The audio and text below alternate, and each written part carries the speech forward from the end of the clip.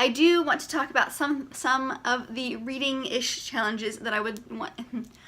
Hello everybody, my name is Kelsey. We're about to get very, very nerdy with some of the books that I want to read in 2019.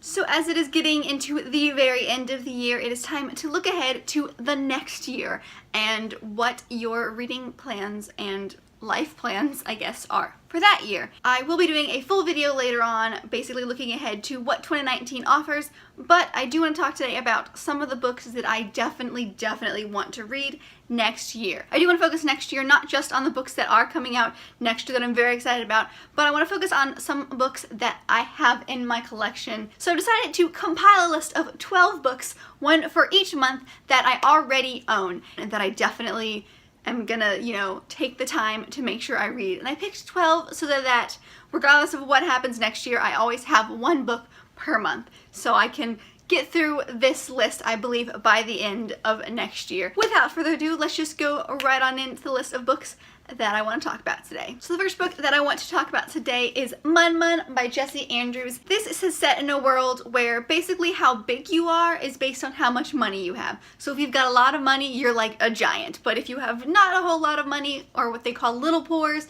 you are a teeny tiny person. And this just follows, I believe, a sister and a brother who are trying to change their fate because they are little pores. The whole world building and the idea that goes behind this really got my attention, so I figured I would give it a go next year because it just sounds so interesting. So the next book I want to talk about is Diplomatic Immunity by Brody Ashton. This one is a romantic book. It's a fun love story. That's really why I bought it. This follows a girl named Piper who wants to be a journalist, so she is in a scholarship program in Washington, D.C., and basically is just trying to get the scoop.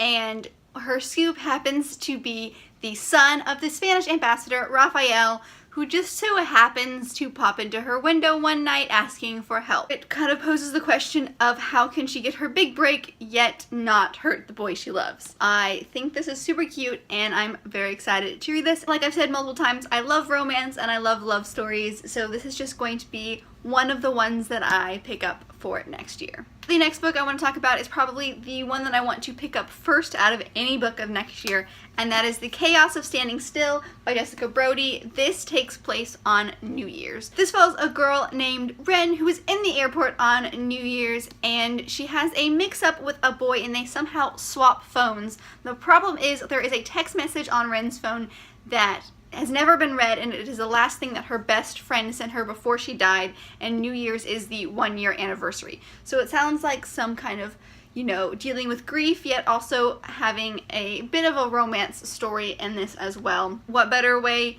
to read a New Year's story than around New Year's? So I'm hoping that this is the very first book that I pick up next year. So the next book that I want to read in 2019 is Georgia Peaches and Other Forbidden Fruit by Jane Robin Brown. This follows a girl named Joanna who is out and proud, but her dad remarries and they end up moving to a small town in Georgia from the big old Atlanta.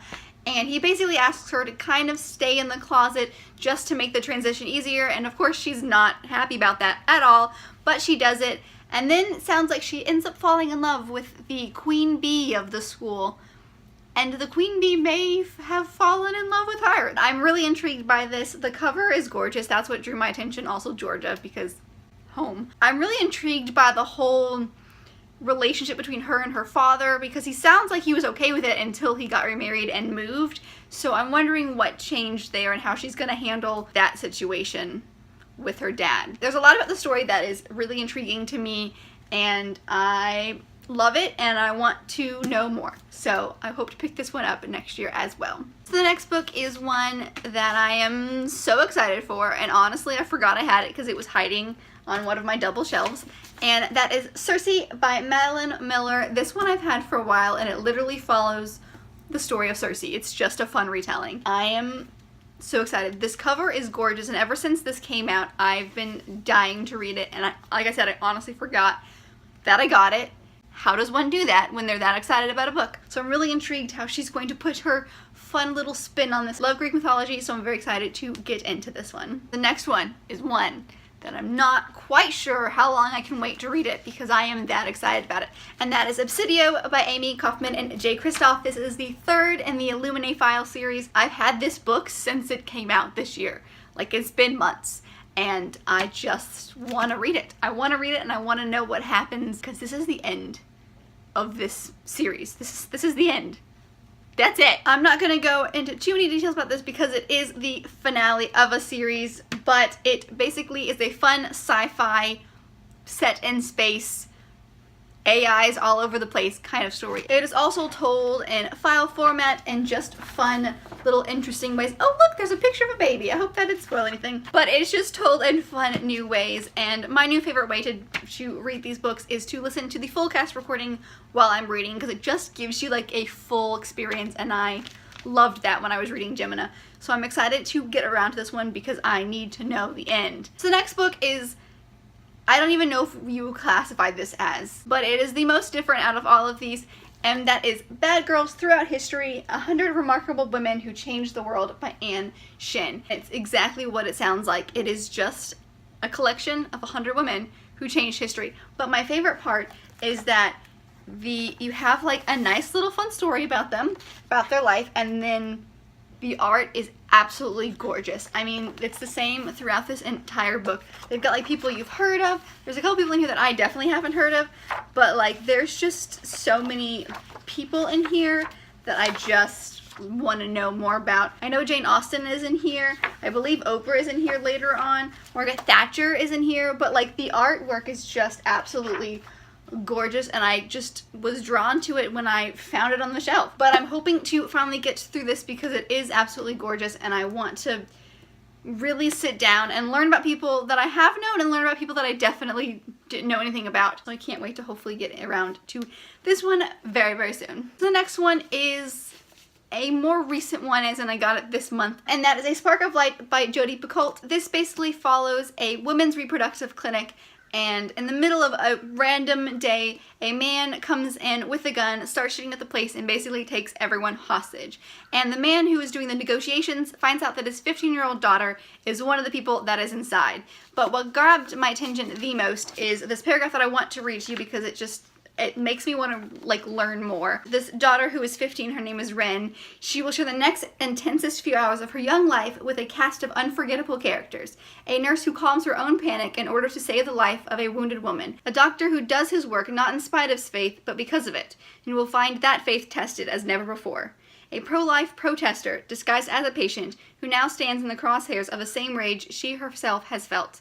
A young woman who has come to terminate her pregnancy, and the disturbed individual himself vowing to be heard. I'm just really intrigued by this story, especially since it's like, as sad as it is, like shootings like this I feel like are commonplace now, which is incredibly sad, but it feels right to read this book now. And being in news and having to report on stuff like that is really hard to basically not break, I guess is the best way to say it, when you are in situations like this and in mass shootings and breaking news where people's lives are at stake. And it's something in this book struck a chord with me. I'm really intrigued by this, and I hope it lives up to these high expectations that I have set in my head for this book. The next book that I want to read next year is Release by Patrick Ness. This follows a boy named Adam who is kind of still pining over an ex, yet has a new boyfriend, and is basically, I believe this takes place in one day, and he just kind of has all these memories of this ex that he still isn't fully over. There's also a paranormal aspect and a ghost in here. I don't really know what to expect from this book, but I love the LGBTQ plus representation in this book, as well as in the book that I had that had the Georgia Peaches on it.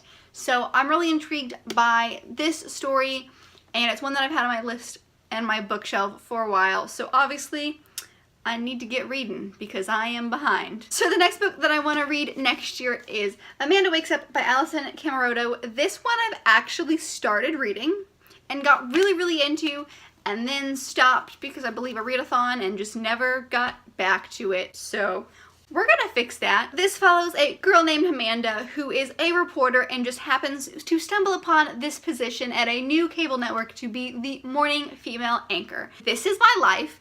I'm on the morning show. I mean, not on air, but like the morning show and news is my life. So within seconds of reading this book, like on the first page, there was news terminology that I was like, I understand everything that you're saying and I know what you're going through because I lived through it. And it's just, it like connected with me, and I like whizzed through like the first chunk of this book really quickly, and then I put it down like a dummy and never picked it up. So we are going to fix that, and we're going to finish this next year. I'm really intrigued to continue with the story because I loved what I've read so far. So I can't wait to hopefully finish this one next year because I need to know what's happening. So the next book that I want to read next year is The Left Hand of Darkness by Ursula K. Le Guin. This one takes place in a world called Winter where there is no gender. Like no one on this planet has a gender. And a scientist goes to said planet to basically try to discover what it's about.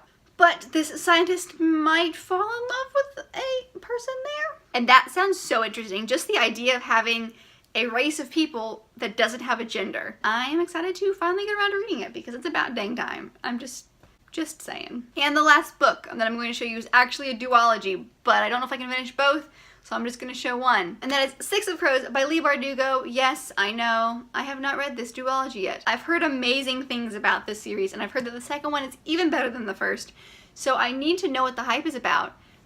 I just haven't gotten around to do it, mostly because these are very big books. So I'm really intimidated by the story, but I'm hoping that by putting it on this list, I will get to it and then we'll love it and go on to the second one. I just need to finally read this duology. There's only 2 books.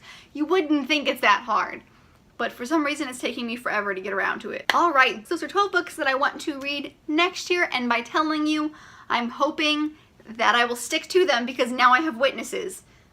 So, holding myself accountable. But I hope you guys enjoyed. Let me know down in the comments if you've read any of these books or if there's any books that you have been dying to read and you're hoping to get to in 2019. Give this video a big thumbs up if you liked it, and subscribe if you want to be part of this awesome growing family we've got going on over here. Thank you guys so much for watching, and I will see you in my next video. Bye!